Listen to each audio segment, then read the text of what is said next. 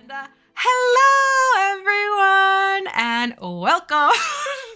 I'm sorry, I'm looking at the Froghemoth dancing above my head.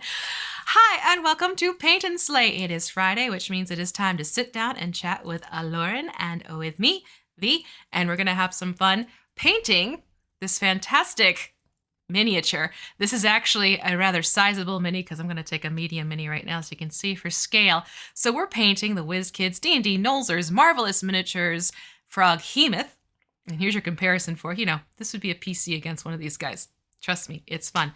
But before we get into continuing on with our fabulous froggy friends, I know that we have some things that are going on that we want to update everyone about. So Lauren, what shall we share with everyone? Because lots have been happening.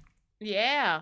First off, I feel like I should have a banana nearby for scale. Like you always have an appropriate mini. I feel like I need a banana for scale, but I'll have that. Yeah, there's lots of options. Yeah. Okay, so announcements. First off, thank you to our wonderful moderators. I believe we have both Martin and Mars in the chat today who are helping out, grabbing questions, passing those along to us, answering questions in chat. So if you do have any questions or suggestions, go ahead and put question in big capital letters before whatever you have to say. And Martin and Mars will grab those and put those into our backstage chat because sometimes we're looking at the giant frog and not looking at the chat. Second off, if you haven't updated your game, if you haven't checked it out, there was a little bit of an update that just happened. I mean, first off, it's noon, so the noon updates happened. So go vote for Idle Champions Presents Court of the Raven Queen funness to happen in our game on Monday. Someone in chat is going to have to fill me in on what the vote is because I don't have the game up. Because, hey, I'm on stream. So someone in chat tell me what the vote is so that we can talk about it. But if you haven't checked out Idle Champions Presents Court of the Raven Queen, ooh, look at the nice little slideshow we've got going on here. This started last Monday at 4 p.m. Pacific. B. Dave Walters, obviously the eminent, awesome DM, taking a whole bunch of us through the Shadowfell to save Havilar because she needs saving. Also to help out Shaka because the Raven Queen did some bad things. Did stuff. So we gotta go chat with her. We're gonna go have a chat. Yeah, there's a conversation. There's a conversation to be had. So the new vote is up in game. If you don't see the new stuff for the weekend promos, the new vote, all of that, I suggest, maybe shutting your game down and restarting it because on top of that, there was also some really good updates that you'll see in the change log, a whole bunch of bug fixes and the normal stuff. But the thing I'm the most excited about, well, two things. First off, Orkira's fixed. Yay. Second off, I don't want to dwell on Orkira too much, but second off, you can now randomly place familiars into your game. So if you go into the settings in your game, one of the things you can check mark is to say instead of it being familiars placed in order, it'll just randomly pick them. So, if you are like me, and I know I am, and you have a lot of familiars, and you're constantly trying to grab familiars from places that you don't normally get to use because you're just hitting the F key and going, place. Now, when you hit the F key and start placing familiars, it'll just grab random familiars. So maybe if you've got that red panda on a unicycle with a whole bunch of sausages, and you want to be able to see that more often, hit that randomize button. Anyway, make sure you vote so that you can see what happens on Monday during the live stream. Do we have an update on what that vote was? I mean, the votes from last week definitely had an impact on the game. Boy, howdy. Oh. Boy, howdy. Hi, Vecna. Hello, demonic goose. Okay, all of them had a really big impact, but for me... Shaka ended up getting the double spells. And if you haven't seen what Shaka did with his double spells, it is one of, I am all about that role playing. I want the character interaction. I want that is my jam. That is where I am. But I also do really like combat, and I do like watching people be epic. And Shaka had one of the most epic moments I've ever seen with that double spell. It was incredible. Oh, and that was thanks beautiful. To all of you. So let me know what that vote is for today. because it just went up, but we are on stream. Yes. And we're going to be taking care of this Froghemoth today. Yes. I think that's... Oh, and Erin's in chat. Hi, Hi, Erin. Yeah, we're excited to get into the Froghemoth. Yes. I think that's all of the stuff that I have to talk about. So it sounds like everything. Yeah, if I think of anything else, I'll just interrupt our painting and be exactly. like, oh yeah, by the way. We'll do what we normally do. Like oh yeah. That's one more thing. See? Oh, yeah, here we go. I'll just interrupt. For those of you wondering, I mentioned this to V earlier. Apparently today is Buffalo Day. I am wearing both my Buffalo shirt and I have my Buffalo Brew Pub mug because as a reminder, you should have cups of water for cleaning your brushes, but you should also have something to drink nearby because it's always good to have some hydration nearby, and you should have the mug that you're drinking out of be completely different than the mug that you are cleaning your brushes in. And today I just so happened to grab my Buffalo Brew Pub mug, which is not showing up on camera as well as I'd like, and I'm wearing my Buffalo shirt. Woohoo! There it is. Woohoo! Yay, Buffalo. All right, Froghemoth time. Froghemoth. I also love how you have a shirt that's on the East Coast and I have a shirt on that's for the West Coast. It's just how we do it. Yes, we're just showing the cross coast love. Exactly. Why not? My shirt's Seattle, for those of you wondering. I mean, Emerald City. Yay! So we got some really actually good progress done last week because it's a sizable fellow. It takes a little bit. So we got the mouth all taken care of. We have the underbelly taken care of. The tentacles, they took a little bit of time because of the swirly whirly flippity dippity stuff that's happening with them. So what we're going to do today is get some more color on these. And it's looking like next week we'll be finishing up the Froghemoth, believe it or not. So we'll see how we do. But for now, we're going to jump into, the eyes. That's it. So we're going to get some sun yellow. We'll do, because, we're going to do the Hypnotoad, remember? Hypnotoad eyes. I forgot about that. No, not tomorrow. I keep wanting to say next week is tomorrow. What is this? I want double weekend.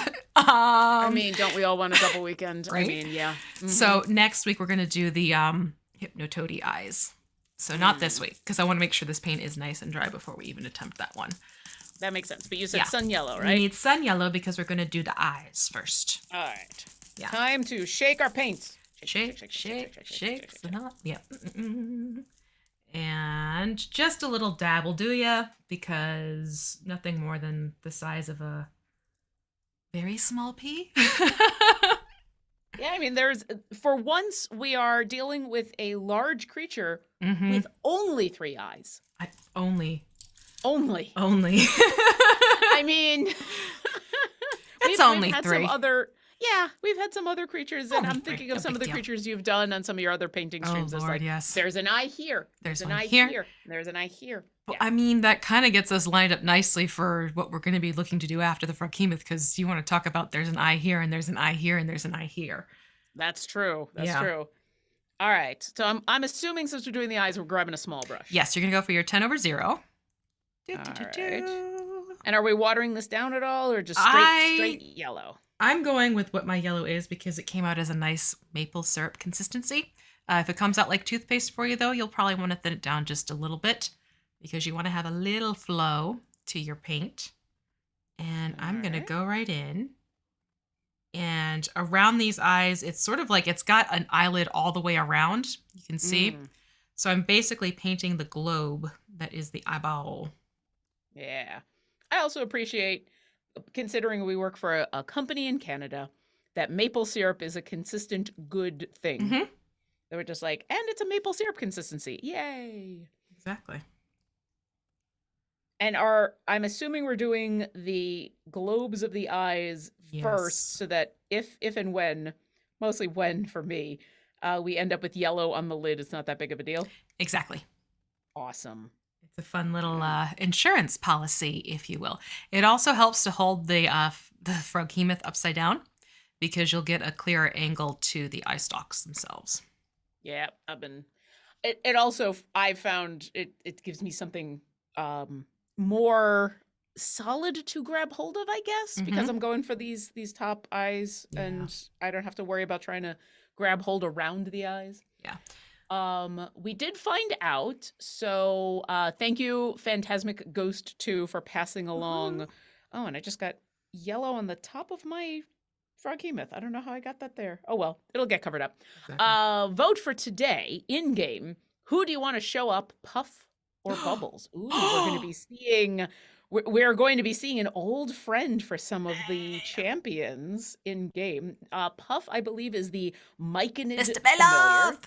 Mr. Mr. Belov! Belov! Mr. Belov! That is forever ingrained in my mind. Mr. Belov! Yeah, B-Dave yelling Mr. Bailoff makes me so happy. Mm-hmm. Or we could see Bubbles, who we haven't seen in a while. In fact, I'm trying to remember, do any of these champions know Bubbles? I don't know. No, I don't think so, because Bubbles was during the first Idol Champions Presents, and no. All right. So I guess this turns into, do you want an old friend to show up that some of these champions know? Or do you want to introduce Bubbles to them all? Also, it's going to be very interesting to find out. Both of these are very colorful characters. And I mean that both in they are bright and colorful and also happy and filled with sparkles. And we're in the Shadowfell. What does Shadowfell Puff or Shadowfell Bubbles look like? Oh, no. Mm-hmm. Yep. Mm-hmm. Yep. All That right. is absolutely a thing. I'm gonna have to think about who I want to vote for. That's gonna be an interesting. Do I want Orkira to? Because both of these are going to be new to Orkira. So basically, do I want Orkira to have the nobody knows who this is, or some people know who this is? Right. I also have to grab another paper towel, which is down here on the floor. So excuse me for a moment. You're gonna go downstairs. Bye-bye. And I'm back. Okay. Fun. Also I true realized to I hadn't yellow. grabbed. Yeah. Also, Ooh. with yellow, you'll find sometimes, and the yellow is notorious for this, it might be a little bit streaky. So I'm actually going to go back in and do another layer of yellow. We want these eyes to be extra special yellow. Oh, vibrant. Yeah. Well, while we do that second layer, I'm going to grab a couple of other questions. Irene UK, hello, wants to know, have they unnerfed Orkira? Listen, she wasn't nerfed. There was an issue with how things were working with her healing flame that has been fixed. I highly recommend, if you haven't updated your game, and by update I mean like just go check out the game. Yeah. If you don't see the new version, the update, just close down the game, restart it. That should get you all the new stuff. Check out the changelog. Changelog is pretty good. Also, Irene UK want to know, Buffalo the animal or Buffalo the place? Technically both, but I am specifically talking about Buffalo as in Buffalo, New York, which is my hometown, which is where my family is from. That's where my mom and my dad and my sister still are. So I have this shirt that they gave me a while ago because it's Buffalo, Buffalo, and then Buffalo Brew Pub, which is where this is from, which you can't quite see because my camera's not playing nice with it. That is one of my favorite places to go, specifically for wings, but just in general. So if you are ever in Buffalo, New York, and are looking for good places for buffalo wings, I highly recommend Buffalo Brew Pub. Yes. There you go. This turned into the we are not sponsored by Buffalo. No. We are not at all sponsored by Buffalo, but hey, I always recommend going there. If anyone wants to send us, a nice little package of buffalo, well, would you send a package of buffalo wings? How does that happen when people send like yummy fresh food via mail? I always wondered. There's a lot of ways to do not just wings, but like one of the things that my parents give me for me and my lovely partner every year for the holidays is we get Omaha steaks. So there are ways to do it. My suggestion though for wings, don't get wings, get the wing sauce. Because you can get pretty good just chicken wings at home. You can even do like the boneless wings if you're not into bone in, and get yourself some sauce and then that travels well. We'll talk about Buffalo some more because I will. I have to tell you about Niagara Falls in the winter, but first, what are we doing next? We're switching to Bloody Red. Sorry, I'm just giving you the heads up. I've now decided this is going to be the show where I talk about I'm buffalo. sorry, I'm here for it. We're going to switch to bloody red, and we're going to use our small dry brush. Ooh. Okay, and we're going to dry brush the tongue and the mouth. Oh, this is the small special one that we got. Oh, Yes. I need to grab that. Oh. I need to grab that one. Hold on, I got it. You got it? I got it. It's right here. I got it. I have all my stuff on the floor nearby. I got it. But yeah, I got my dry brush. Okay. Okay. So bloody red. Just straight up bloody red. We're going to dry brush, which means we basically dip a little bit of the bloody red onto our brush, and then we literally dry brush it onto a little bit of paper towel to pull off the excess paint.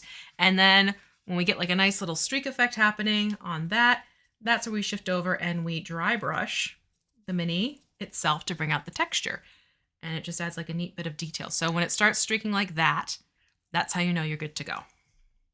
And what are we actually dry brushing? Well, believe it or not, there's texture in that tongue. So we're going to dry brush the tongue. This texture. There's texture in there. There's texture in that there tongue. I gotta move this light over a little bit closer Yeah. for tongue fun. Yeah, there is a lot of texture in that tongue. Yep. Ooh. And again, we're also doing this ahead of time because if you slip a little bit, like I just did, we'll be able to go back over with the darker green, which will help kind of cover up any little errant brush strokes. Yeah. But it does make a difference just going over and adding the bloody red onto the tongue itself because you'll get the texture coming out a little bit more. Especially on the front bit of this tongue. I didn't realize it until just now, but like this bit on the front. Yep. Everyone's kind of looking at the barbs on the back, but the front has a lot of interesting texture too. It does, yeah. That's super cool. Unexpected places for fine texture. Oh, Manic Clown has a question for V. What do you use to thin flow improver? So now I have two questions from that question. First off, what do you use to thin your paints? And two, what is flow improver? Flow improver is something you can purchase to help with floating the pigments in the paint to make it basically flow nicely. And you can invest in that if this is something where you're turning it into a hardcore hobby. However, what I use is basically just some water with a touch of dish soap in it because it does the same thing. That makes sense. Yep. I shouldn't be surprised that there are things like flow improver. I feel like with every hobby, once you get really deep into it, that there's going to be people who are like, I'm just going to make this thing to sell because I always just end up making the thing. So yeah. I mean, it's definitely a great thing if you don't want to have to mess with like running downstairs and remembering, oh yeah, I got to go to the kitchen sink and fill up my thinning water because etc. Yeah. But I always approach mini painting from trying to keep it budget friendly, especially because I tend to cater more towards beginning and intermediate painters. So I don't want to inundate people with all these different products that can be used because yes, there are so many different products out there. Some good, some not so good. But the point is to make it approachable. So yeah, there's Flow-Aid. If you want to check it out, by all means, absolutely do. It works beautifully. Absolutely. Is it necessary? Not really. But that's cool. That's cool that there are those options. Yeah, definitely. Okay, so. Oh, and Polcott says, V, your hands are so steady when you're painting. Are you bracing your arms or something, or just have that much control? It's honestly, and for me, it's control at this point. I'm not, I'll let you know when I do brace my arms and explain steepling and everything like that. But right now, this is just me casually holding a mini. That or I'm just an extremely tense person to begin with. You can choose what you want from that statement. I don't know. I think there is a lot of experience there of like you being able to just brush with a surety is something that I am still learning to do. You know, it's now been 15 episodes and I'm feeling a lot more confident in my technique now than I did in episode 1 or 2. And I definitely feel like my hands, it's not that my hands weren't steady, but I feel much more confident in what I'm doing. So that probably is tenfold for you, hundredfold. And naturally, you have a thing called muscle memory. So the more you do something, the more your muscles recall what it is you're doing, and you'll have better finite control in terms of what it is you're doing. You know, it's why dancers practice their routines. It's why, you know, different sports, you have practice so that you can, get that 3-point shot in or something like that. Yep. You want your, speaking as a musician myself, you want your, you want to be able to have your body step in and do things automatically whenever possible, so that you can either focus on artistry, you can focus on details, you can focus on difficulties, or for those times and where stress comes in. Now, obviously, we're doing a relaxing, calming, very, very not stressful paint. Yeah. But muscle memory is the same type of thing. The more you do something, the better you get at it, and the Mhm. more you don't have to really think about what you're doing. Like I'm trying to do right now with this dry brush. Yep. So I have the tongue taken care of, and I am going to do the gum line. Oh, yeah. This is why we haven't done the teeth yet, by the way. That makes sense. So just going to very lightly. Dry brushing the gums. Mm-hmm. I bet you that's not something that your dentist is going to do. Ouch. Sorry. But Sorry, not sorry. Sorry, not sorry. Gray L-shaped sent, we went to a birthday thing at Buffalo Wild Wings last weekend. The boneless ones were ridiculously too salty. Ooh. I'm not going to make a comment about Buffalo Wild Wings because you know what? I am not an expert in chains like that. But here's what I will say. Your wings should not be salty. They should... I am a fan of the vinegar-based hot sauces. Which is why Frank's is kind of my go-to when I just want hot sauce on something, right? Because it is in that same milieu. But there are many, many different types of hot sauces. Definitely give a bunch a try. But yeah, Buffalo Wild Wings don't take their wings as gospel. Let's just put it that way. Fair. Yeah. All right. I am glad that we waited on. Oh, I've just gotten all over the teeth. Is a thing. It happens. It happens. It is absolutely a thing. Let's see. Oh, and Manic Clown has a follow-up to their question about thinner. Do you have a preferred type of Maniac? I'm sorry. I'm saying this wrong. They want to know if you have a preferred type of dish soap for when you are doing the thinning. Well, it's preferred because it's better on my dishes. I mean, hey. So it's Dawn. It's Dawn. It's literally what I have on hand. You really can use any liquid dish soap, provided it's not a moisturizing kind. Don't get the kind that's supposed to be nice on your hands. So I guess Palmolive then probably wouldn't be a good bet. But you want the kind I guess stripping the grease kind. I use Dawn because I use Dawn for other reasons. But no, that's a good thing. Like if someone had the type of dish soap and where it's going to be moisturizing on your hands and that's going to be bad for actual thinning, then that makes a lot of sense. Yeah. Okay, so mouth I have done. Yep, me too. You have What's two? Next? Next we're going to be doing, I believe we're moving on to the body. Yeah, we're going to go and we're going to do the body. So we're actually going to go straight up Goblin Green. Yeah. Goblin Which is Green. another one that needs a really good shake. This one always needs shaking. By the way, forgot to add that little tidbit in. I am using paints from the Vallejo Game Color line. If you have it, fantastic. If not, I will make a point to mention colors that you can use from other paint companies, or if you are using things like craft paints, that's totally cool too. So basically today we have used a classic yellow, we have used a classic red, and now we're going to go into what is essentially sort of an olive/army green for the Goblin Green. But for some reason, Goblin Green from Vallejo definitely needs a good shake. And it looks like the captions are catching it as Dublin or Garland Green. Goblin Green. Come on, captions. Come on. There we go. That's funny. Yeah, the captions are real good most of the time. Yeah. Sometimes. There are Yeah, words.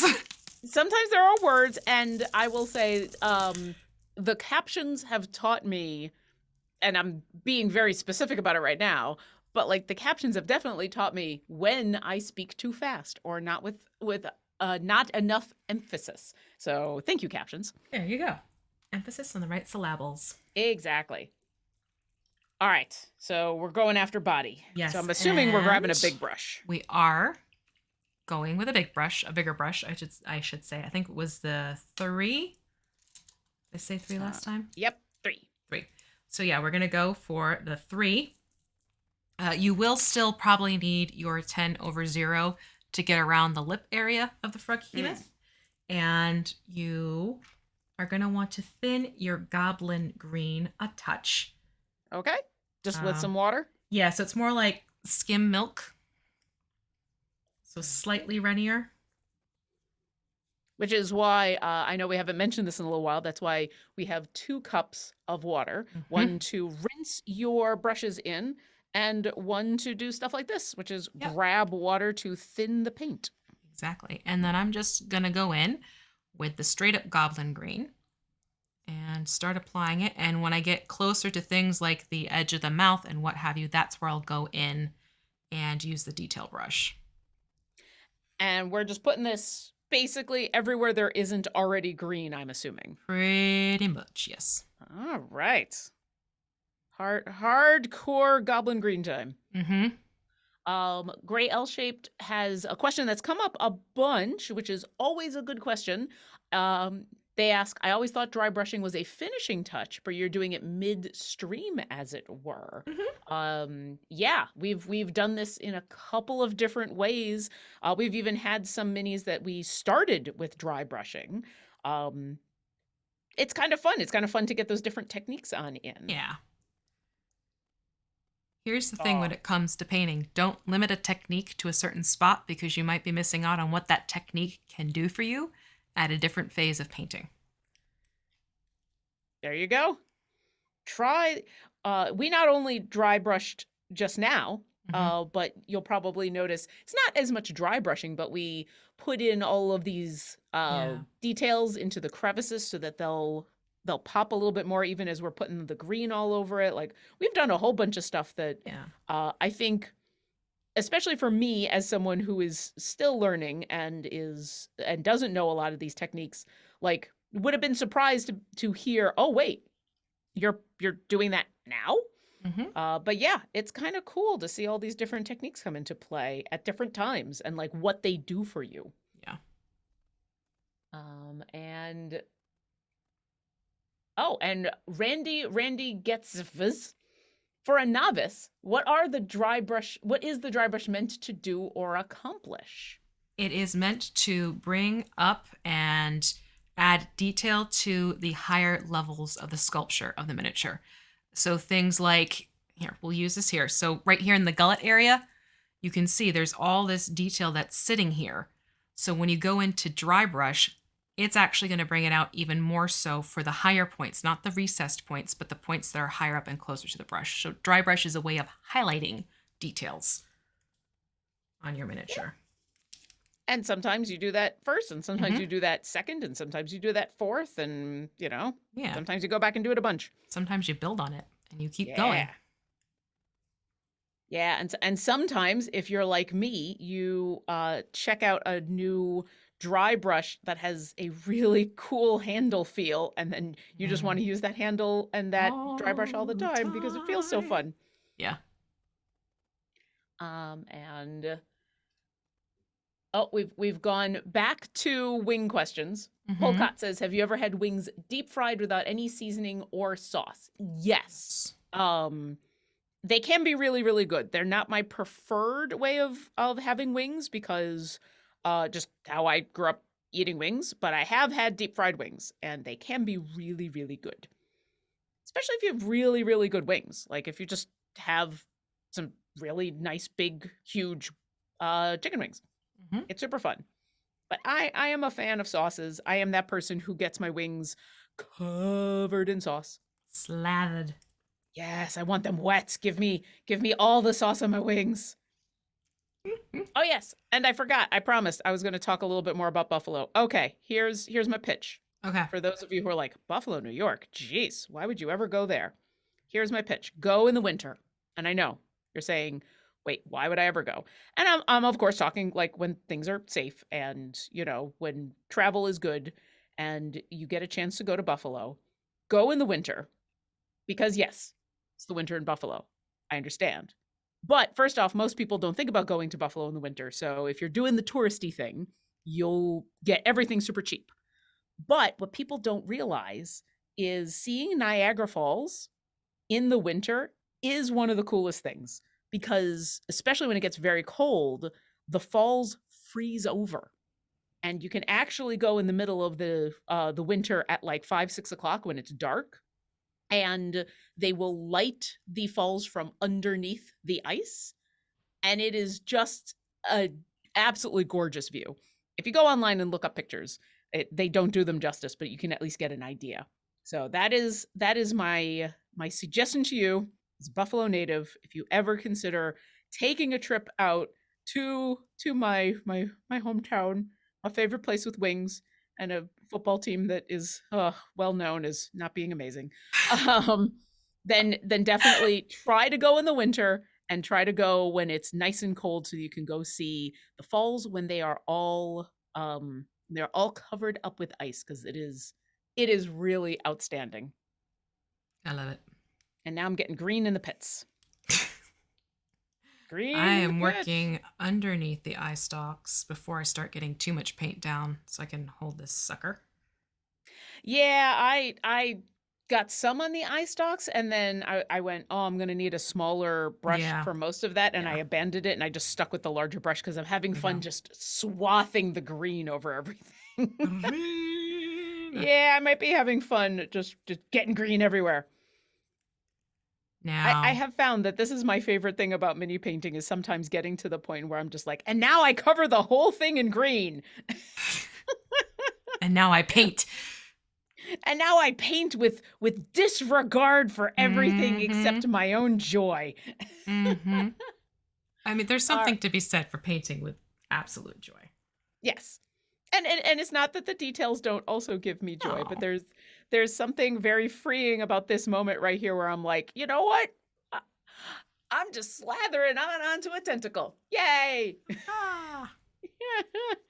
Also with these big minis, it definitely is nice to see all of the color up here. Mhm. Because it starts to feel all of a sudden like it's coming together. Oh, yeah. It's so cool. Yeah, absolutely. Oh, these thighs. These thighs. Okay. Are we Um talking about the wings again? Kidding. I mean we can. Now I'm onto frog thighs. Mm-hmm. Frog legs. Froghemoth legs. Okay, my brain just went to a very dark place, Yeah, culinary wise. I Would know. frog legs be good if treated like buffalo wings? I mean they're much smaller I than know, chicken wings. So but I everyone jokes that maybe it tastes like chicken. yeah. So does buffalo sauce become a viable sauce for frog legs? I mean, I am of the opinion that there are two kinds of food. The kind you put hot sauce on and the kind that you don't. Mm-hmm. So the answer is yes. There we go. Okay. So the answer to that is yes. But, your mileage may vary. I do also remember the original Muppet movie, that first Muppet movie, which you have to remember is the reason that they're chasing Kermit Oh, the whole time is they want Kermit to be the spokesperson for that restaurant that is sells featuring frog frog legs. legs. Yeah. Like Thought about that's that. That's dark. dark. That's like super dark. ooh. Oh, I've run out of places to hold this. Oh no. Oh no. I've I've I've painted too fast. I've dug too deep. Oh no. I'm going to get green on my fingers and I'm just going to have to be okay with that. It's not easy being green. No, it is. Oh, actually someone was just asking, it's Mhm. wonderful that you just said that. Kralin72 said, "Did Kermit ever actually say it's not easy being green?" I don't know if he ever said it, but I mean, it's the song. Sang it. He definitely sang it, which in a musical is as good as saying it. Well, I mean, it's like I was joking around on Twitter the other day. It's like, no, we don't talk about Bruno, we sing. Exactly. Gray L-shaped says, there was a restaurant in Santa Ana, now closed, that had a salt and vinegar fried chicken on the menu. Ooh. The menu said, don't order this if you don't know what you are getting into. Oh. It was really super good. The chef told me relied on powdered vinegar, and now I have a jar in my pantry. Interesting. I've heard of powdered vinegar. I'm definitely not a person who knows anything about cooking. So I cannot give you any details about that. I do know there was a while in where I had a powder that you were supposed to put on popcorn that was a salt and vinegar, or there was it was a salt and vinegar Flavoring? flavored, yeah. It was just like a powder that you put on when you freshly popped popcorn, and that apparently had dried vinegar on it. And it was pretty good. Ooh. Yeah, the problem with it was you had to put it on like immediately after popping so that the popcorn was nice and hot so that it would stick. And so timing was essential. Yeah, that's definitely a thing with a lot of those popcorn flavorants. It's like it has to be fresh from the popper. Yeah. And while we were able to get it pretty good, we never got it quite as good as there was a place in Canada that I haven't been to in forever for obvious reasons. That was a gourmet popcorn place that had just here's 3 billion flavors of popcorn, and they had a salt and vinegar popcorn, which was absolutely delicious. Nice. And that kind I don't know about you, V, but I'm the kind of person when I go for salt and vinegar, I want it to be so strong it burns my tongue. I like it when it makes my lips pucker. Yes. Yes. Factor. Oh. Yes, please. It's good. So good. So good. And that was the popcorn that they had. So nice. We're getting there. We're getting there. I'm going to switch to my smaller brush. Smaller brush. My smaller. Smaller brush. Yeah. And later I'll have my coffee. Later I'll coffee with my smaller brush. With some, bagel and schmear. Why not? Oh, I miss bagels so much. Also, Joe200, welcome. They're saying they never saw this creature before. Impressive. This awesome thing. I'm happy to introduce you to the Froghemoth. Which is I think it's a large creature? Large or huge? I don't remember which. It is definitely bigger than medium. It's large. I'm remembering the disc size. Ah, nice. And if you would like to encounter this creature in Idle Champions of the Forgotten Realms, they can be found in Witchlight 3.1, The Prince of 1,000 Enemies. And one of those 1,000 enemies is a Froghemoth. I mean, it's not the prince? It is not the prince. You do not kiss this thing to get the prince. This is the thing that shows up in Area 50 to try to stop you and your prince. But it is a very, very cool creature, and this has been a fun mini. And you've found us as we are in episode 2 of painting. We're now in the joyful part of covering the rest of this in green. Oh, so good. And I'm just gonna have green all over my fingers. So much of the green. So much of the green. We've done some green heavy minis, haven't we? Well, I think it's just the two biggest minis that we've done. That's just it. We went green dragon. Yeah. And now this guy. But you know what? They're two different kinds of green and two completely different textures. And if you're going to have a lot of outdoor creatures, you just end up with a lot that are going to be colored like the surrounding swamps, and that just happens. Exactly. Yeah. I mean, I'm not complaining. I'm just chuckling. I just realized I'm like, oh, green is a thing.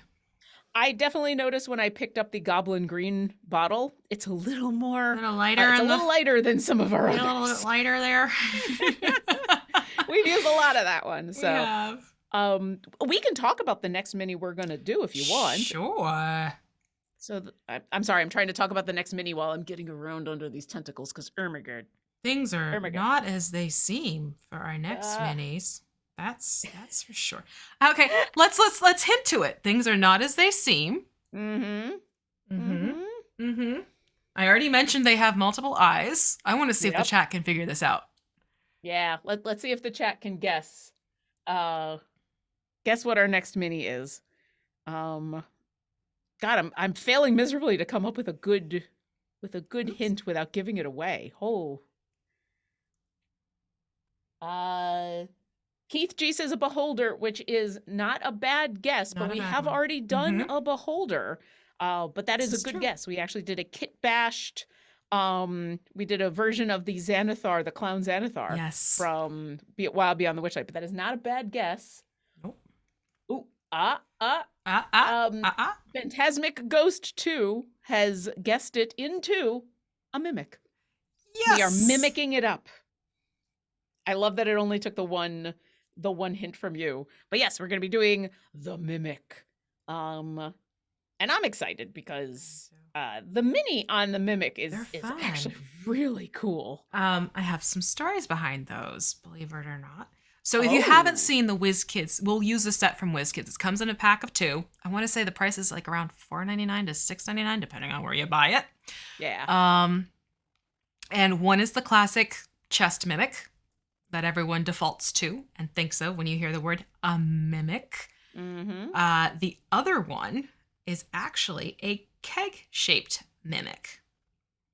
So, which is super cool. It is super cool. And I actually, in one of my games, ran an encounter where the players met up with one of these keg-shaped mimics. Ooh. And proceeded to turn it into their new pet. Well, of course. I mean, I would. Yeah. Yeah. So we ended up, it was Dr. B, actually, his character. Hey! Turned the mimic into a companion, very much like a bulldog. It was adorable. And named it Ginny. And Ginny had a cask number of 8675309. Oh, nice. Mm-hmm. Yes, it was quite a endearing and hysterical moment, quite frankly. Okay, so I gotta ask, did Ginny have, was Ginny an actual cask? No. Okay, and so that Ginny wasn't question carrying came around... up. No. Okay. Ginny was a mimic, so like all mimics, Ginny just drooled a lot. You know, but some mimics get really into the really thing into that they're character, yeah.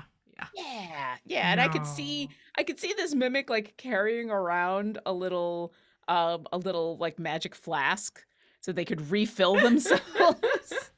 God, could you imagine? Ginny, how you doing? You got anything in that keg of yours? And Ginny's like, glug, glug, glug, glug. Right? Here you go. Oh my lord. So yes. Yeah. The mimics are going to be fun. And those are mostly browns and purples. Browns and purples, a little bit of red for the tongue. A little bit of actually purple. Oh, yeah, that's right. I think those are. Yeah. I didn't think about that. Mm-hmm. Oh, God, feet. You already had the feet? Oh my goodness. Well, yeah, but you went back to do all the detail around the mouth, and I haven't done that yet. So I'm working top to bottom. I was too, but I forged on ahead. Yeah, I forged on ahead, and I didn't go back to do the details, which I should do. It's okay. But now I'm like, well, I might as well wait for it to dry and go after the feet. And I'm just stabbing feet now. Okay, I have to go from under camera so I can actually reach underneath the eyes here. Because camera and angle are not playing nicely. This is the perfect time to remind everybody to stretch. Yes. Let's take a mid-show stretch. You know what we'll do? Because this is going to take me a little bit. Oh, no. Let's... I put my hands together, and I'm like, wait a second. Why are my hands sticky? Oh, no, what green. Did I do? Oh, green. Yes, there's always a good reminder that as you've been painting for a while, take a moment to stretch, to hydrate. Hey, you've been watching the stream for a while. Take a moment to stretch, to hydrate. It can be very easy to end up crouched over your mini. Take that moment to let yourself relax a little bit so that you don't get that your back doesn't get all fukaka'd. You might be using goblin green. Don't turn into a painting goblin. Do not become a goblin. And I will go back to grabbing some questions while I do that stretch. Oh, also we've got the information about Court of the Raven Queen. If you have not voted, the new vote is up right now. Go and check it out. Who do you want to see make a guest appearance? Do you want to see Puff the Myconid or Bubbles the Hollyphant, I believe? Yeah, Bubbles was a Hollyphant. Bubbles was a race car driver. So go ahead and make sure you vote so that you can pick up your token. So that way you can get some of the sweet, sweet loot with your tokens, especially Yes. that new Baby Dark that Mantle. new Dark Mantle familiar, which is available. It's I cute. believe it's so cute. It's ugly cute, but it is cute. I believe there's also you can go back to week 1 if you missed out on any of the stuff from week 1, but I believe week 2 includes not just Desmond chests, but Orkira chests. So hey, if you'd like to get chests for the snack friends, go ahead. And I'm just calling us that. It's canon now. I hope Desmond's okay with that. If you would like some chests for the snack friends, make sure you go and vote so you can get your tokens and get yourself some gold chests for those creatures, for those champions, not creatures. Oof, I'm looking at a creature. There you go. Talking about a champion. There you go. Yep. And while I try to figure out how to get under this tentacle, let's go back to some questions from chat. Randy gets is asking, are the minis 3D printed or molded? No, they are molded. These are specifically from WizKids, although we have talked about getting some 3D prints. Yeah. Yeah, the reason we really haven't done it yet is because this is supposed to be the kind of show where you could get the mini and get all the paints and paint along if you'd like. And, if you do a custom 3D thing, that's a little harder to join in. But I think at this point, 3D printing has become, it's not ubiquitous, but in the geek world, there's people who now know people. Yeah. It's still an expensive hobby, but it's becoming much more feasible for people who've got a little bit of extra income to buy themselves a 3D printer. I mean, there are that's some always fun. Public libraries who have 3D printers now, and you pay a certain amount depending on the size of the file type of thing. Not every public library, but I do know, at least in my area, there are a few. I had no idea. That's super cool. I love that idea of like people being able to go in and rent out a 3D printer. Because I also do remember having to go to the library to rent out a printer because I am old. Yep. Oh, God, I remember that too. Yep. Like 20 cents a sheet or something like that? Yep. Or if you were good, if you had a library card and you got there on a good day, you could find something for 10 cents a sheet. That is by me. There were basically, if you went on like off hours. That makes sense. Yeah. Like we'll give you a deal on this printing if you come at a time where no one else is trying to use the printers. That makes sense. Like the night owl discount. Or like in the middle of the workday kind of thing. Because what I found was the most, the high volume time to go was usually like right after school or right after work. Mostly right after school. Because, that's when everybody would that makes sense. File on in there. So if you could manage to find like a lunchtime or not on the weekend as well. If you could go during the week, then you could get a little bit of a discount. And if you had a thesis that you had to print, that was helpful. That was super helpful. Come on, Toes. Thesis. Come on, Toes, be green. That strikes fear into many a heart. Yeah, it's been a while since I've had to worry about a thesis. Let's see. Gray L-shaped. I also note you did the green tentacles and now are coming back to do the rest of the body. Was that just to make it easier to hold the critter without waiting for it to dry? They are 2 different color greens. Yeah, it might be a little hard to see on my camera. Yeah. It's a little easier to see on V's because she's got a better mini camera. But they are two slightly different color greens. 2 slightly different tones. Because as you can tell on the right there, there's a slight tone difference between what's in the mouth and underbelly and what is on the top. So I've mimicked the same, no pun intended. This is a slightly lighter, more yellow green, and this is the goblin green. So 2 different color greens. That would be the why of it. Although we definitely have done some painting and where we've painted in a strategic way to make it easier to hold. I seem to remember actually the dragon. We did that a couple of times. Like, we're going to do this, and then we're going to do this. or else holding is going to be a problem. Yes, absolutely. Yeah, but I think in this case, it's just, guess what? I'm getting paint on me. Oh, well. In fact, it's going to happen because I'm going to start to go after the mouth and the eyes, the thing that V already did very well. Go after that. Garwar. I was distracted, and all I heard was Lauren saying, "Gimme all the sauce on my wings," and I was confused as to why Orkira would want that. I need just cover them in sauce. Totally. I mean, that's what she calls the goop that she's got all over her wings to help hold on those feathers. Ah. Maybe she calls them sauce. I don't know. Oh my gosh. Maybe it's a bad joke. She just knows. She just knows she's going to get into trouble. So why not? Why not just call it sauce and get out of the way? I kind of love that idea.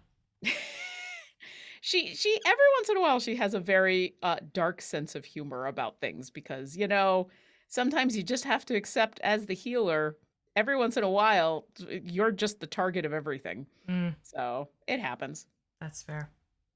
And we've got Cypher of Tear in chat. Hi. Hello, Cypher. V, Yes. will the green dry light enough to see that brown underneath? I always feel like I'm messing up when I do stuff like this. It's because, It's a yes, good it will. question. You can see it's happening right up here.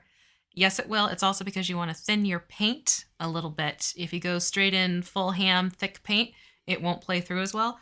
But if you're thinning your paints enough so it's like skim milk, it will show through. You can see it's playing through right now. Yeah, I might not have thinned mine enough. Oops. It's playing through mostly. Hopefully when it dries, I can see it better in some places than others. Mhm. So we'll see what happens when it dries. But Yeah. I probably should have thinned mine even more, but that's okay. Yeah. Learning experience. Exactly. I'm working on lips right now, so it's hard to talk and lip at the same time. Oh geez. Don't give me any lip. I'm giving all the lip. Doing all the lips. Let's see.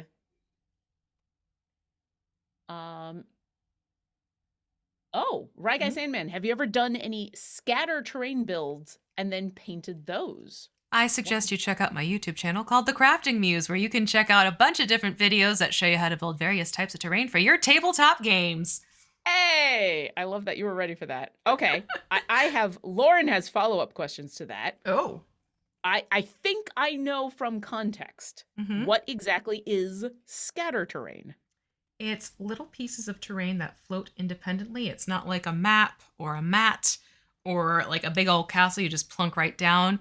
It's things like a fallen log or a tree or a grouping of rocks or things like that, or, rubble piles. That's all scatter terrain. Okay. Yeah. Something, a piece of terrain you would put on top of On top of bigger pieces of terrain. It's more modular. You can move it around. More often than not, the players can interact with it as a piece within the story. Well, not the story. Within the combat, as well as, I guess you could use it as roleplay purposes. But yeah, so it's little bits of terrain. It's basically like you buy a house, your house is the terrain. You buy furniture, the furniture is the scatter terrain. Oh my god, I love that. Does that sum it up? I am going to call all the furniture in my apartment scatter terrain for the rest of my life. I mean, pretty much is what it is. Yes. I gotta talk to my partner and be like, hey, we really need to replace this scatter terrain. It's starting to get old. I can't paint it anymore. We deserve upgraded scatter terrain. I love it. Yep. I'm here Hey, for this. we haven't had a piece of table. We haven't had a table there in a while. I think we deserve some new scatter terrain in the kitchen. There you go. Yeah. I am very proud of my lip lining. Excellent. I'm just gonna say it. I might have messed up with how little I thinned my green, but I'm pretty happy with how I lined these lips. Well, good. And now let's see if I can do the same in the eyes. Polcott asks, what's the most adorable familiar? Ooh. V, you got any opinions on that? I mean, we're not going to be able to say what's the most adorable. They mean in game, correct? That's what I'm assuming. In-game familiar. Okay. In game. This is going to be a personal choice, of course. What's your most adorable familiar? I really kind of like Star. Oh, Star is so good. Star is like my heart. Mm-hmm. So darn adorable. And after that would be Disco, quite frankly. I think Disco's just too stinking cute too. Yeah. Oh yeah. Disco is absolutely adorable. I gotta agree with both of those. I also I mean, I love the Phoenix familiar that's in there so much. I will be the first to admit adorable is not probably the first word that comes to mind, because even though it's a familiar, the Phoenix familiar that comes with Orkira is actually pretty epic looking. But I love it so much. Let's see, most adorable. I really like Fenris. Fenris is cute too, yes. Fenris is super cute, and what I love the most about Fenris is that he's in play position. He's in that crouched down, legs down, play with me position that is just extra adorable. And my favorite thing to do is to put Fenris on the ult bar so that it looks like he's just jumping around on the ultimates, playing with everything. Oh, that's cute. Yeah, yeah. I also do have, since I've been playing this game since it first came out, I do have the gift wrapped mimic from the first year. So every year we do a big anniversary event, and we give away a whole bunch of stuff in game. And the gift for the in-game familiar for the first year was this gift wrapped mimic familiar. And it's adorable. It's got this big red bow on it, and the mouth goes, ah, ah, ah, ah, ah, and it's just ridiculous. I love it so much. How's the mouth go again? Ah, ah, ah, ah, ah. Listen, I don't care. Turn me into a gift. I know. I just love it. Gray L Shaped also wants to know, V, about your thumb ring, which I know you've talked about before, but people are fans. Which one? Because I Oh, neither of them are. I thought you had rotate. The mood ring one. I do have. No, I am wearing the mood ring one. That one's front and center on the left hand. There you go. This one is a moonstone, and this one is marcasite. Ooh. What's marcasite? Marcasite is a type of little gray stone. It sparkles. It was often used in a lot of Victorian jewelry, but it's like this dark gray stone. Oh. Yeah. That is very cool. I'm going to have to look that up. I'd never even heard of that. Yeah. Sorry, I'm trying to get under the eyes right now. Hey, totally fair. I have been there, and they are challenging. Yeah. Lots of different angles you have to approach. Now you know why I was able to get so far ahead by continuing to go down the body, as this is one of those moments that I got the tiny little brush. And I'm just like, oh, so careful. All right, so as I'm lining the eyes, which here, I'll show you how I'm holding this upside down. So we did the yellow first. Yes. So that we could then go back with, I suspect we're going to have this problem no matter what, of like, you're going to put one color on, and then the good news is the other color can help cover up where you accidentally put color where you didn't mean to. In this case, you know, if my yellow was a little outside of the box, but now I feel like I'm going to go over the yellow. Is it worth it at any point to go back over the, like, to go back once the green is dried, back over with yellow to fix the green that I messed up? Or are we turning into a forever problem of, listen, at some point you just have to say stop? You could.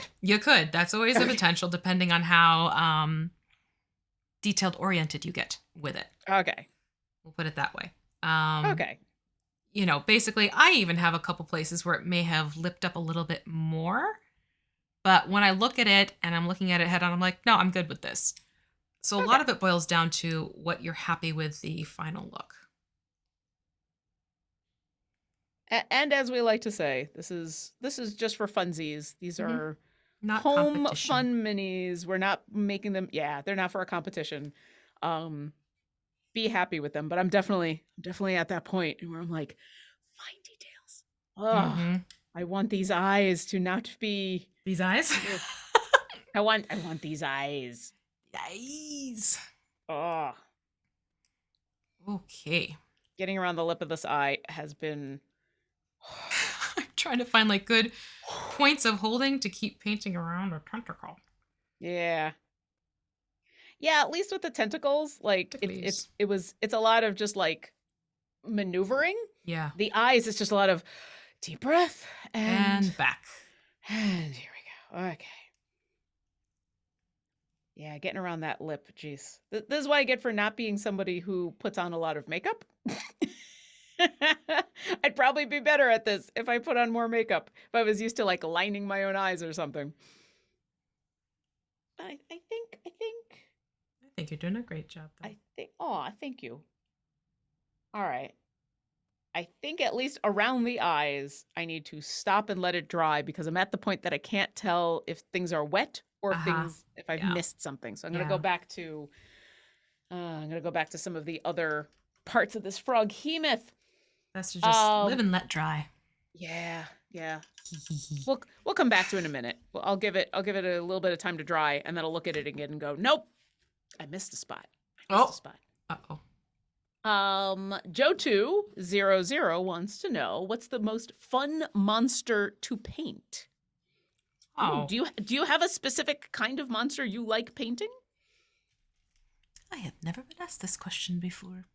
Ooh, we are the first. Congratulations, yes. Joe2. Honestly, but I don't know if they're considered monsters. Goblins. Well, I mean, if it just is there a favorite kind of mini to paint, even if they're not considered monsters? Okay, well, if it's any type of mini, it's definitely minis with wings. Oh, I love a mini with a good set of wings on it. The texture and having fun. Like I'm looking at the Expire mini from the Magic the Gathering line, and it is just gorgeous. And I loved doing the wings, and that was a happy place for quite a while I was painting that one. And it's literally just the texture. Does it have to be dragon wings, or is it also feathered wings, or is it just wings in general, or is it a specific type wings of in general? Because a lot of times even the dragon wings will have like the neat striations of like the leathery texture. Oh yeah. So I like you enjoy a good buffalo wing. I enjoy a good wing. I love it. We're all about the wings. It's all come back around. Welcome to those of you who are jumping in from the game. We're here talking about Froghemoths and wings. Wings and things. Wings, all the wings and all the things. Yes. Wing-a-ding dings. I don't have a huge history of mini painting, so I don't know. But so far, I mean, I've definitely grown fond of doing big swaths of stuff. So the bigger the mini, the happier I seem to be, because then I just go paint. And yes. While I enjoy all the aspects of mini painting, I have found the most cathartic, calming joy in the moments in where I don't have to worry about like how close I need to be around the eyes. Let's just use a recent example. Yeah. So yeah, I guess I would say probably not a specific kind of creature for me, but the larger minis I have had more fun than with the smaller minis. That being said, of all the ones we've done so far, I am the most proud of the myconids, and I know that was like one of the first ones we did. Yeah. The one myconid with the rainbow colored headpiece. Yeah. That was fun came out. I still look at that and I'm like, how the hell did I do that? You did dry brushing first. It was it just looked so good. Yep. I'm like, I can't believe I did that. Okay, I have to go out from under camera because my paintbrush and camera don't want to let me get to where I need to. It happens. They're conspiring. Conspiring against us. I will. Be confused with perspiring. I'm the one perspiring. Kidding. I'm actually pretty comfortable. Usually by this time, usually an hour in, the lights and everything have made this very, very warm, but I'm actually doing okay. Toasty. Yeah. It's the buffalo in me keeping things warm. There you go. There you go. All right, back. I gotta clean off this brush. I'm gonna let mine sit for a second, and then I'm gonna go back in and start looking for all the places I missed. There you go. Now we haven't named these two yet. Oh yeah, that's true. Although as you can see from the overlay, I did go for Jeremiah. Yes, he was a good friend of mine. He was a super good friend of mine. Never understood a single word he said, but I helped him eat a whole bunch of adventurers. Okay. So yes, if you do have any suggestions for names for our Froghemoth, since we're getting to a point in where Yes. yeah, we can come up with some names. Let's see. Mars has a question for UV, which came Ooh, up in chat. Is there a okay. recent mini you've painted that has felt like a boss fight, for lack of a better word? Just a huge or complex project that felt very satisfying to finish. Ooh. Yes. It was my Ophelia medallion. I named her Ophelia. I name my miniatures. It's a thing I do. It was, what's this called? It was from Warhog. It's called the Rusalka. And it is this gorgeous, it's in the shape of an oval, and it's this relief of a woman basically floating in lily pads. And there was a lot of layering work and tonal work and, things done underneath before the actual colors went on. I think I documented it on my Instagram if you I wanted to know I see saw the them on process. Twitter. Yeah.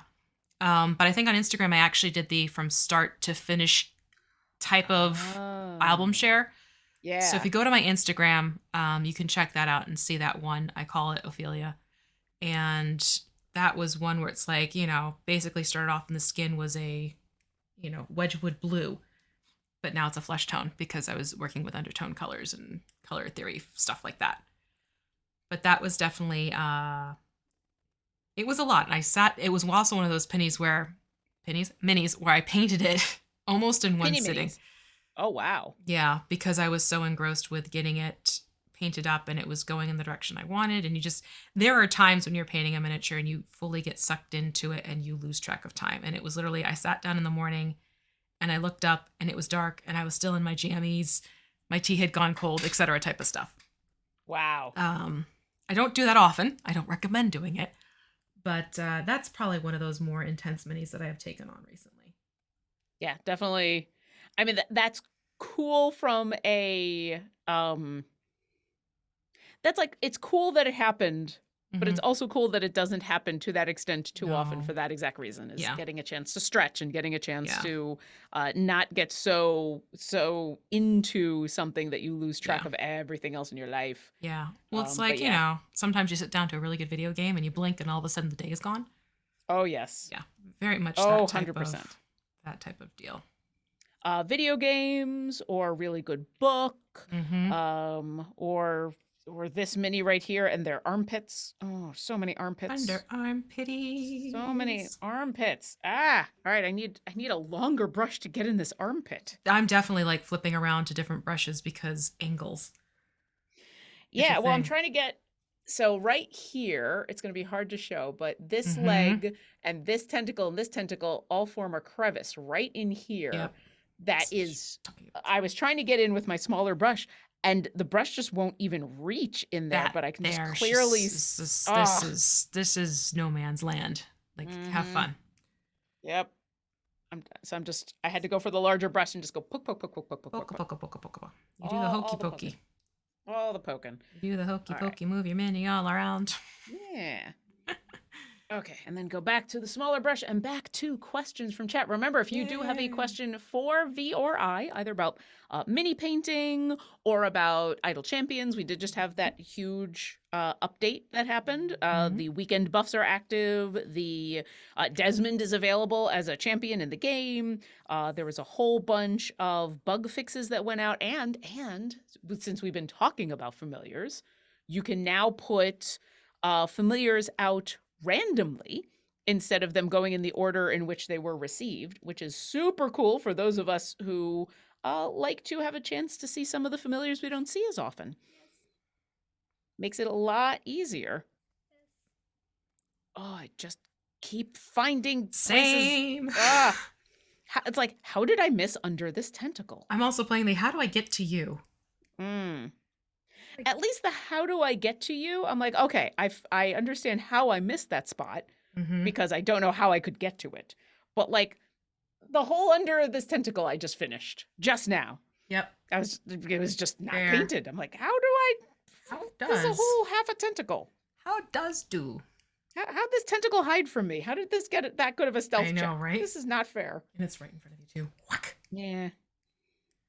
And then immediately as soon as I see like one angle that I'm like, oh, here's a couple of little spots. I immediately see Mhm. 5 or 6 other spots. Ugh. Which is why I have purposely made sure we're working on the goblin green.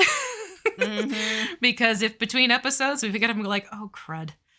It's a quick and easy touch-up paint as opposed to using a mixed paint. Yeah, definitely. And I've already had to go in once and grab the goblin green and Mm-hmm. add a little bit more just because I'm like, oh, I'm starting to run out and I don't really need that much more, Yep. but I don't want to be scraping the bottom of my plate. Yeah, exactly.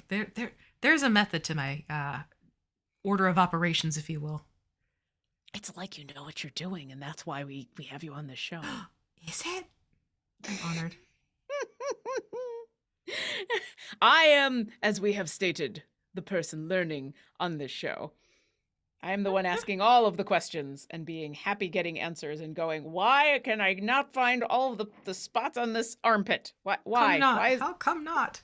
why armpits? Why? Mm-hmm. All right. Oh, Randy gets sorry, that it's Randy gets FFS, which I keep wanting to do which is probably wrong. But anyway, have a good evening. Please. And then let me come back over here.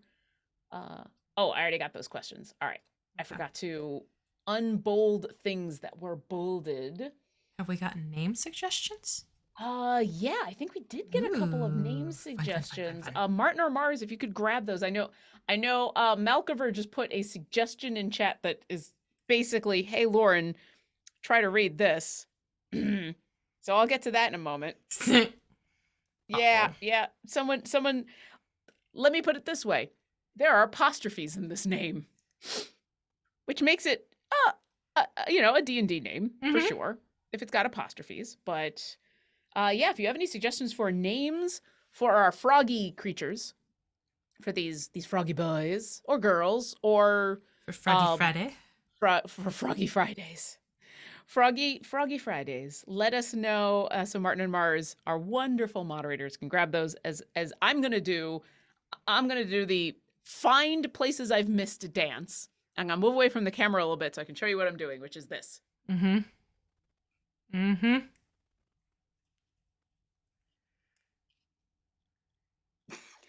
I'm also playing like find an angle I can reach. Mm. It's a lot of just turn it this way, turn Yep. it that way, turn it this way. And yeah, you can kind of see on mine because in some places I was better at thinning my green than others. Like here, I'm getting the nice brown coming through a Mm-hmm. little bit. Here, not so much. So yeah, It's learning the different tricks and what have you. yeah, I did better. I must have when I put the water on, I think I had more water at the beginning than at the end, or maybe I just didn't mix it well enough or something, because it Mm-hmm. definitely, I did a better job on the top of the head than towards the bottom. Or maybe I just went too thick. I'm not sure, but I Yeah. definitely, the top of the head is showing more. Like it's hard to see on this camera, but I'm getting a much better job under these eyes and right around here with Mm-hmm. the brown coming through Mm-hmm. with the details. Yeah. That happens. Yeah, it happens. And I just noticed on the mouth a place that I missed that is not teeth. Uh-oh. It's okay. Back in with the bloody red. Back in. Oh no, I mean green. Oh, green. Okay. Yeah.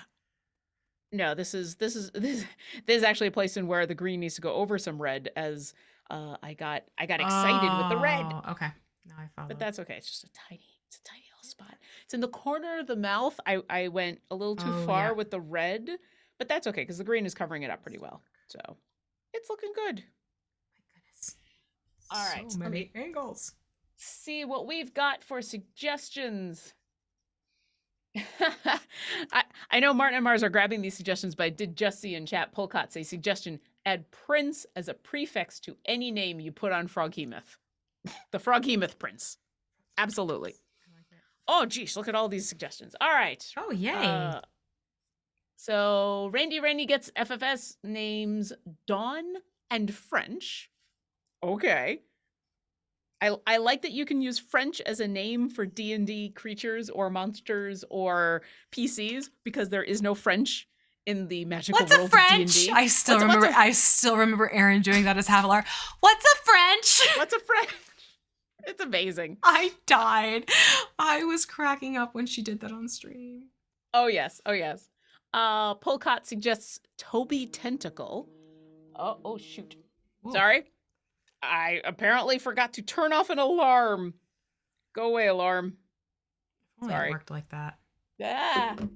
My phone is on mute. It shouldn't work like that. Yes, Polcott says Toby Tentacle, which I appreciate considering so many tentacles.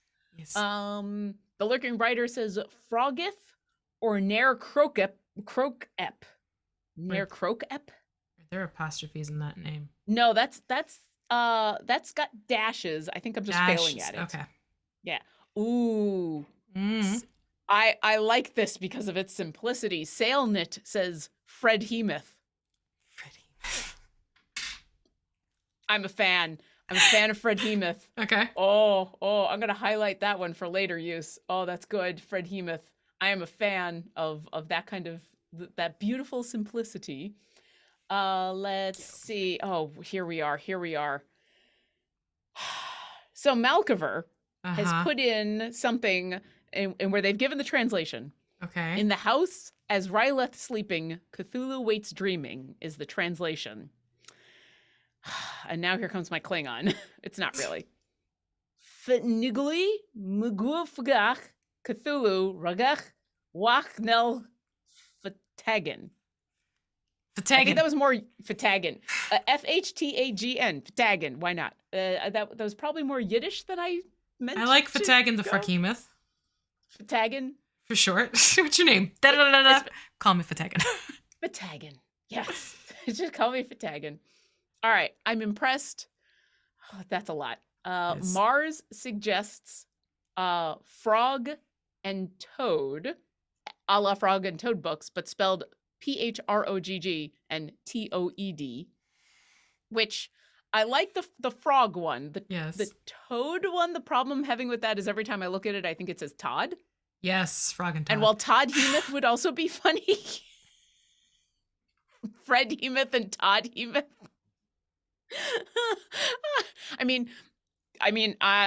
I hope Todd Kenrick will be my DM again at some point, but he's not currently, so we could call one of these Todd Hemoths, and then he can't immediately kill me on the next game that I play, right?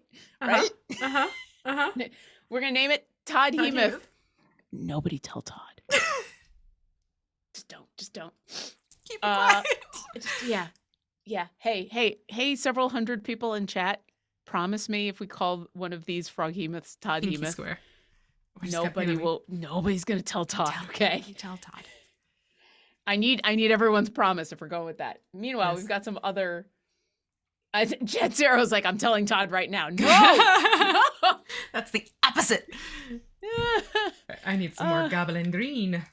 Amanam suggests Shub Frogoroth, the frog of 1,000 young. Oh dear Lord. Polcott had the adding prince. Mm-hmm. The Lurking Writer says the Toad King in yellow paint. Is that a Paddington Bear reference? I don't know. I am unsure of this reference. That reference is. I feel like I'm missing the reference, but Same. I should know the reference. Quick look. It's a King in Yellow reference. Okay. I totally thought that was a Paddington Bear. My bad. It's Lovecraft. I'm going to be that person. What's a king in yellow? That's a Lovecraft reference. Oh, thank you. It's, here's what happens. When you start adding tentacles to things, it is fairly natural for people to start referencing Lovecraft. So I'm not surprised. I'm totally not. That totally makes sense. And Shabster9 suggests Zuki and Hopscotch. I like Zuki. I don't know adorable. why. It's just fun to say. Zuki. I think that's what it is. It was just a fun word to say. Yeah. Zuki. Kind of like zucchini. Yeah. Ooh. Okay, well, there you go. Well, now you got to make a joke about zucchini and about the fact that once you have one zucchini, you have 3 billion because they grow like. Have you seen what happens with zucchini? Like when they start to grow, they get massive. They get massive and then they grow All right. Mm-hmm. True story. My when I was growing up, we had a garden in our backyard because we had actually a very large backyard. And because none of us were really green thumb people, we kept it pretty simple. And we did grow zucchini. And it became ridiculous year after year. Zucchini are just one of those things in where as long as you just look at them the right way, you will have 3 billion zucchini. Yes. My mom makes absolutely delicious zucchini bread. But it would get to the point where we'd have so much zucchini that we would just have pounds of zucchini bread. Mm-hmm. Like you could build a house out of the bricks of zucchini bread. And as delicious as it is, there is only so much zucchini bread that one person can eat. So I love zucchini and I love zucchini bread, but I always have this memory of like being overwhelmed with just Zucchini. pounds of it. Because zucchini is one of those things in where it grows like weeds. It's So amazing. it sounds like zucchini might be a good match for a Froghemoth, considering that description. Maybe. But then the question is, are you attacking your champions with dozens of Froghemoths? Mm-hmm. And then there's like 3 billion more. I don't like that idea. That's an interesting way to have a problem with a Froghemoth in a swamp, and then all of a sudden you've got a problem with 20 of them. Yeah. They're zucchini hemoths. Uh-huh. Zucchimoths? Zucchini. Yeah, something like that. We'll get there. Oh, Cassius335 is asking about the vote today. If you haven't had a chance, the new vote is up for Idle Champions Presents Court of the Raven Queen. You can choose between Bubbles or Puff to show up in the next adventure happening on Monday, 4 p.m. Pacific. Cassius335 says, question, did anyone else go for Bubbles in today's vote? Given his or her perchance for changing the hero's appearances, that definitely seems like the more fun option, Shadow Squirrel Baloth. You know, I was... Scurried, yeah, that's true. But I mean, we're gonna call them squirrels. They're scurrieds, yes. but evil squirrels, no. You know, I was going for Bubbles myself because I feel like it would be more fun for everybody to meet to meet basically Bubbles when some of the current champions have met Puff, and so we'd have more champions who are like, who is this Hollyphant? But Cassius335 makes a really good point. Like, I don't know if that's what Bubbles is going to do when Bubbles shows up, if Bubbles shows up, but that is a really good point. And then a squirrel or Kira? She would have to be a flying squirrel. Sugar glider. A sugar glider scurried. A sugar glider or Kira. Oh, I need that. Luke, I don't know where you are. I don't know if you're listening to this right now. Oh, look. Sugar glider version of Orkira. Make it happen. Okay. Amanam says, after painting this mini, you're likely to be a green-thumbed person. True. Yeah. I mean, I've already got all over my hand. Yeah, my pinkies. The thumbs have escaped. It's the pinkies that are all covered in green. I actually think I got the tentacles all tentacled. Ooh. Tentaclad. Yeah, I need to get under the butt. That tushy. Yeah. I put my Froghemoth down for a little bit so I could answer some questions, but now it's time to attack the butt. There you go. I mean, it's just something that has to happen. C&E Games. I don't know if it's Martin or Mars. Squirkira. Yes. Yes. Oh, geez. I have no idea if this is... Yeah. Oh. You know, I never played the King's Quest games. I was a Monkey Island... I was a LucasArts person.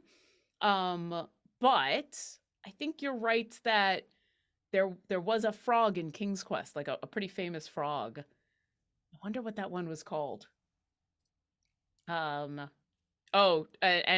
Lurking Writer has gone forward with further name suggestions. Tadpole or Toddpal, I mean, if we're gonna call this thing Todd, then I'm calling it Todd-hemoth because it's just funny. Yes. Yeah, I'm thinking Froghemoth for mine. Froghemoth is just so good. I have characters named Clyde. We have an airship named Murray. I am a fan of like the most human names in the most unlikely of places, and so calling this thing Froghemoth makes me so happy. Well, then How you about got you? your name. There you go. I'm kind of liking Zuki. Zuki was good. Zuki. And then you could continue with the zucchini references. It's fun. Oh yes, I am sorry. Prince Froghemoth and Prince Zuki. Prince Zuki. Oh, I love it. The Froghemoth. That's adorable. Absolutely. Prince Froghemoth. Do not kiss this mouth. You will never come out of it. It will swallow you whole because that's what they do. And then you will get stuck in its gullet. Which is not fun. I could speak from my character's experiences. Oh, I just found another spot. Oh, there's going to be finding of spots for sure. Yeah. This is also why I did not bother with the base yet, because as you can see, I am not being careful around those feet. No, not being careful around the feet saved me a lot of anguish and pain. I did not want to play that back and forth game. It's a lot easier to go back in with the base and just use like a really, really dark brown. Yeah. The interesting part of the feet that I actually did catch, one of the feet, one of the toes hangs over the base just a little bit. And so I had to get in under the toe. Right there. It's I don't know how well that is showing up. It's a tiny, tiny little toe. Gotta get caught in the undertow. There it is. You can just barely see it. So it was interesting to be like, most of this foot is planted directly onto this base, except for this half a toe. Half a toe just hanging out. Half a toe. Yeah. I think I'm getting close though. I'm either getting close or I'm getting annoyed. I mean, and I'm just like, I'm done. Both is fair.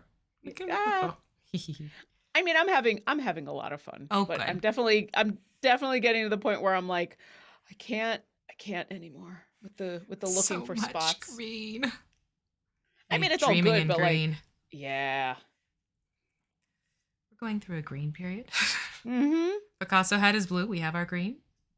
I mean, at least we didn't do this directly after the dragon. Oh Lord, yes. Yeah, we tried to mix it up with something else in between.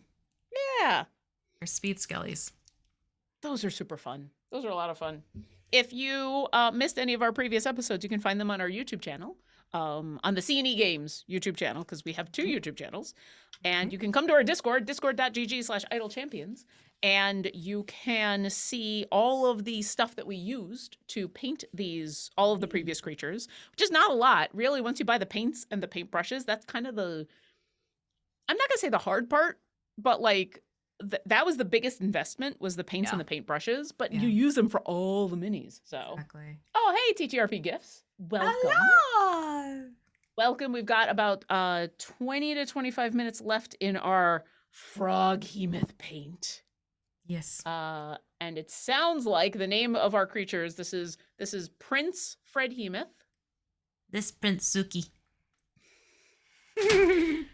And both their nicknames are Todd-hemoth, but don't tell Todd. Yes. Please don't tell Todd. If you are coming in from the game, and you have any questions about minis or about Idle Champions, or about frogs, which I don't know if we can answer, go ahead and put question in big capital letters in the chat before your question, and we will do our best to answer them as I said, we've got like 20, 25 minutes left. Yeah, there and about. So as you finish up your feetsies, what is the final thing we're going to do today? Because we do have a little bit of time. The toothies. Yeah. Finish up the teeth and go to the tooth. And then, I just found another spot. No. I'm playing that game right now. I'm like, ooh, that, and ooh, that.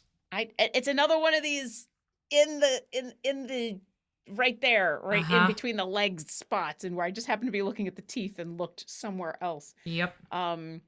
And then, so we're going to do the teeth. And then next week, I imagine, is Dry eyes, brushing? Yep.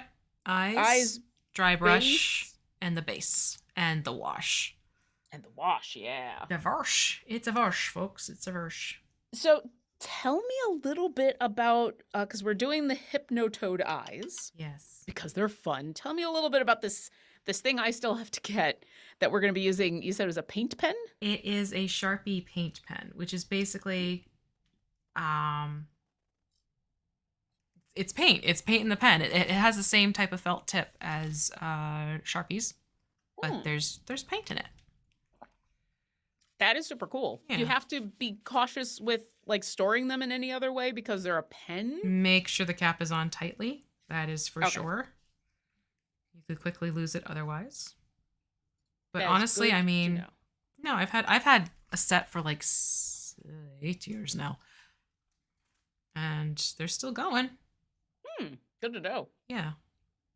Polcott had a question about brushes in general. Do you have a preference for brushes, hair, or synthetic fibers? Synthetic, because I am so hard on my brushes. It's bad. No, I'm really hard on brushes. I have tried the hair brushes as well. Not hair brushes, but hair bristles for your brush.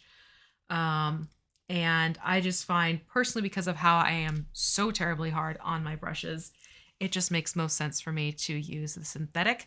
I do really like the Mod Podge synthetic brushes because they hold up the longest with me, and they're very budget friendly. They're like anywhere from $6 to maybe $9 for a pack of 10 brushes of various sizes. So yeah, And that was the set that we have. that's the set we're using. Yeah. Yeah. Yeah. So if you check out our Discord, discord.gg/idlechampions, and go to the Paint and Slay channel, we have pinned in that channel everything that we've been using that includes that set of Mod Podge brushes. And that's what I've been using since day one of the show. So episode 1, with a couple of exceptions. You know, I did get the nice dry brush with the really, really cool Yes. handle and everything. But for the most part, that's the set I'm using, and it's been great. Yeah. And I just discovered that I missed some of the mouth where there's red. Oh, yeah, it happens. Luckily, I do have some red out, so I'm going to quick fix that. Yeah, and then we will move on to teeth. First. All the teeth. Also, the learning writer did have a decent point, which was if you miss spots, consider those parts of the skin to be discolored or molted, maybe. That way you don't get too stressed about it. Yeah. Absolutely. You also have washes happening, and that helps too. The wash will definitely help. Yeah. The wash fixes all. The wash gives a little buffer. Yeah. I also find it a lot easier to deal with when it's not that I've completely missed a spot, but like, oh, if a different color got on something, either a mistake or yeah, maybe something isn't as vibrant of a color. Like, I find it really easy to just see that as, yeah, just a thing about this creature. Ippity. Zuki. Yeah, I like Zuki. That's a fun name. Okay. I'm reading my notes. I'm reading my notes. You don't say. Sorry, I just started speaking out loud, didn't I? Nope, I like your thinking song. This is why it's good I work from home and people don't hear this when I'm not in meetings. Hey, listen, I'm right there with you. Okay, so we're gonna go back in to do the chief. Teeth. And we're actually gonna start with leather brown. Ooh, leather brown. Which, shake your paints. And if you're not using the game color line from Vallejo, you're basically gonna go for a very nice tan, is what this is. Classic tan. Classic tan. All right. And I'm assuming since this is just the teeth, you probably don't need much. No, you don't need too much at all. And you will need a detail brush, so a smaller brush, so either the 10/0. I'm actually going to jump into another red grass brush that I have, which is their 2/0, which is very small. It's minuscule. It's a baby. You know what I might have? So I participated in your paint. You might days. have one of the detail brushes. Yes. I might have one of those tiny detail brushes. Yes. From the sets. Yeah. Here we go. Fine detail brush. There you go. So we're gonna paint the choppers the tan brown, And the reason why we're doing tan brown first is because that will help mute the darker red and play nicely with the bone white that we'll use as a means of highlighting the teeth a little bit more. Ah, okay. Yeah. And it gives it kind of like a nice gnarly look to the teeth. Yeah, I mean, we have yet to have a monster where the teeth are supposed to be pristine. Yeah. Even that dragon with really good oral hygiene is like, no. Chompers. Mm-hmm. It's definitely coming for a chomp on something. Chomp. Yeah. Chomp. Yeah, I've got all these extra fun brushes from they were the WizKids Paint Nights. The paint kits that come with brushes and paints and all sorts of stuff and the mini. Mm-hmm. And so I just kept all those brushes because why not? Because like you do. Hey, they're fun brushes. And Yeah. so I've got these fine detail brushes, which are tiny, tiny, tiny. And I can even say, speaking from experience, a lot of those paints that come with the one mini, I've managed to paint at least 4 to 5 other minis before I ran out. Oh yeah. Those I've got those paint pots set aside as well. The only thing is I don't think those paint pots come with any description of like a specific color. They have the So name it's always on top. Oh, okay. All right. Yeah. Cuz that was the one thing I was just like, "Oh, I could use these." And yeah, a brown is a brown is a brown. Right. And you've been very good about giving these descriptions of colors so that if someone's using their own paints. Mm-hmm. But every once in a while, I'll pull out a bunch of those pots and I'm like, is this really a red or is this something else? Yeah. Ooh, these brown teeth are gnarly. Yes, they are. Oof, super gnarly. These are swamp teeth right here. Oh. All right, well, now I have to try to get the back of the teeth. Oh, That's dear. the fun part. I heard quotation marks around your fun. I was going to say, and by fun part, I mean complete sarcasm font. All right, well, here we go. I'm just going to end up with brown on me in some way. Mm-hmm. But, all right, teeth, come here. But now I can totally see why we're doing the brown first, because then if we miss a spot, it's not going to be quite so glaring. Yeah. And the brown isn't that bad of a tooth color for a swamp creature. Yeah, exactly. It thematically fits. Oh, in this case, I am steepling.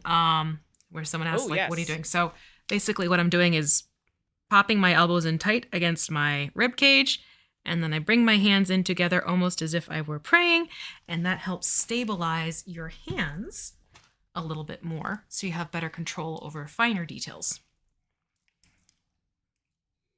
Like teeth. Like the teeth.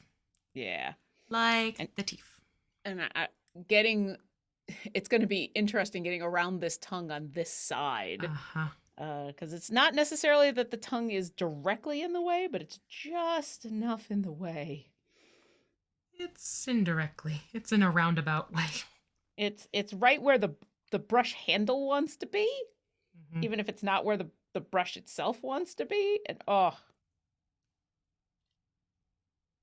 that does look really cool. I really like how this is looking now. Yeah.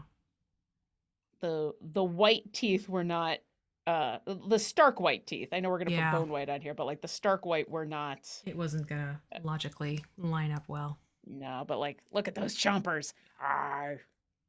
Yeah. Amanam asks, I'm not quite sure what the scale of this creature is. They could be quite large birds. These Froghemoths are technically huge. Was huge? Large. Yeah. Large. Large. Here's your scale. That's a medium. This is a large. They literally, one of their main very, very scary powers in a D&D game is they can eat you. They grab you with their tentacles, they wrap you up in their tongue, and they swallow. And you are restrained and blinded and suffocating and getting acid damage. And it's bad. And It's hopefully, bad. hopefully you can wriggle yourself back out or someone cuts you out of their body. Yep. Or I think the Froghemoth is one of those where if you do enough damage to Can it, get it out. has to make a Constitution Yeah. saving throw, and then it will spit you back up. It'll expel you. Yeah, so you do have some options. You and your friends have some options to escape if and when things get bad. And if you kill it, obviously then you can get out of the belly. But yeah, it's always a bit of a terrifying experience when it's like, you've now been eaten by this creature. Mm-hmm. Sorry about that. You're now lunch. You are in the belly of the beast. No, really, you're in the belly of the beast. Yep. So yeah, it is a significant size. But it can only eat one of you at a time. Thank goodness. Small good things. If one person has been swallowed up by it, it can't grab another. Yeah. So one problem at a time, really, is what it is. One swallowed person at a time. One snack at a time. Yeah. All right, and now for that moment, can I get around the tongue on the bottom without getting brown everywhere? Oh. Kind of. Oh, I need some water. Uh-oh. Water. Yes. I did all that good work on my lips, and now I gotta keep the brown off the lips. Come on. I'm using the trick of getting just some clean water on my brush where I accidentally got the color I don't want. Yeah. I'm just brushing it away. Just go away. Go away. Pretend like it never happened. Nope. There was no brown on that lip. That didn't happen. Never. None of you saw that. What are you talking about? Nope. What are you talking about? Totally fine. No idea what you mean there. There we go. Well, there might be some swamp mud on the inside of this creature's mouth, but I think I've got most of the teeth. That's fair. Yeah. I think I got most of the teeth. Let's see. We've got a couple more questions before we are towards the end. Oh, we've already... I'm sorry. I just hadn't gotten rid of those questions. I already saw the one from Amana. But yes, we've got a couple more minutes before we have to stop because Garwar is going to be up after us with Garwar's Guide to Everything. I'm sure people are going to have lots of really good questions for Garwar about the new... about Desmond and about the previous champions and about the new stuff that just came out and about how Orkira is awesome again. Because Orkira has always been awesome. Orkira's just now... Orkira's always been awesome. Orkira's always been awesome.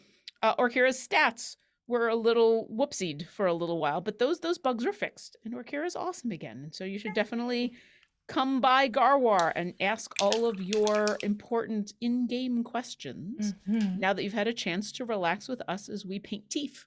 Yes. The Toofy Maw. The great Toofy Maw. I just realized there's a bit of area of red that I missed. I'm just going to go back in right now and just, quickly tickle the... Or lots of questions about Froghemoths. I mean, you can ask Garwar questions about Froghemoths if you really want to. But I don't know if there's any Froghemoths in any of the adventure variants for the 3 champions. Because the Froghemoth shows up in the Wild Beyond the Witchlight adventure. This is the Prince of 1,000 Enemies. For those of you who are constantly looking for Watership Down references whenever Harengon are involved, those of us who are looking for Watership Down references, like me. So that's where you can fight your Froghemoth, is in Prince of 1,000 Enemies. But I do not think there's a Froghemoth in it's Desmond, Sasaspia, and Orisha, right? I forgot who. I'm sorry, what? Is it Orisha? How did you say that? I always forget how to say that. Oh, Oriza. Yes. Oriza, thank you. Yes. Sasaspia, Oriza, and Desmond are available right now. Oh, hi, Urban Bohemian. Welcome. You are here in the last 5 minutes of our Froghemoth. Bibbities. Say hi to Fredhemoth. And Zuki. Prince Zuki. Prince Zuki. Okay, so I think I have about as much leather brown layered on as possible. Yeah, I think I'm there too. And luckily, because I have the heat cranking because I had an ice storm, so cold, I'm going to go in with bone white and do a little bit of that dry brushing over the teeth. Yeah. And so we're going to go back to our dry brush? If you want to use your dry brush, you can. I'm actually going to stick with my detailed brush and hover. Ah. Yeah. You can still, yeah. I want to use this brush. If you want to use the brush, use the brush. I am so happy with this brush. It makes me so happy. It's a really nice brush. I will say that's like my happy place of dry brushing when I use that brush. And it just feels so good. I am such a fan of how nice this handle feels. All right. And so just literally brushing over the teeth. Yep.